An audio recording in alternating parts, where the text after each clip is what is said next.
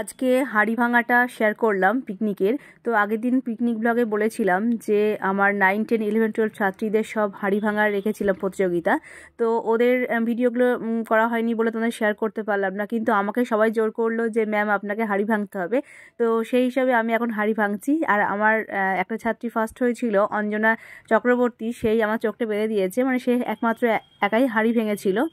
তো সবাই মিলে জোর করলো বলে আমি এখন হাঁড়ি ভাঙছি। দেখো আস্তে আস্তে কোথায় যাই, হাঁড়ি ভাঙাটা তোমাদের সঙ্গে শেয়ার করছি।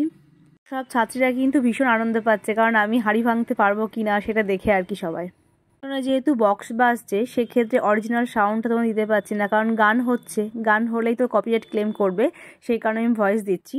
দুজন স্টুডেন্ট হাঁড়ি ভেঙেছিল, সেই ভিডিওটা থাকলে ভীষণ ভালো হতো আর কি। কী করবো, কিছু তো করার নেই।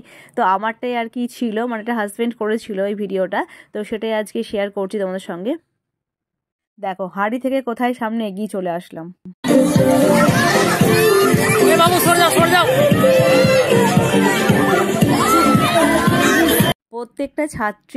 প্রত্যেকটা ছাত্রীর মা বাবা গার্জেন সবাই কিন্তু খুব আনন্দ পাচ্ছে। ম্যাম হাঁড়ি ভাঙতে পারছে না, মানে হাঁড়ি থেকে কোথায় চলে আসলাম এগিয়ে।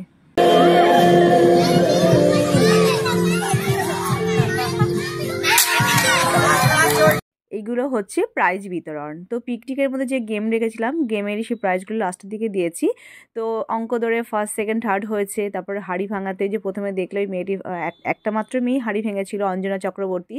তো এই প্রাইজগুলো হচ্ছে গার্জেনদের মিউজিক্যাল চেয়ার হয়েছিল, সেগুলো দেওয়া হয়েছে। মানে অ্যাকচুয়ালি আমার মা সিনিয়র ছিল বলে মা সব দিয়েছিল ওই গার্জেনদের প্রাইজগুলো।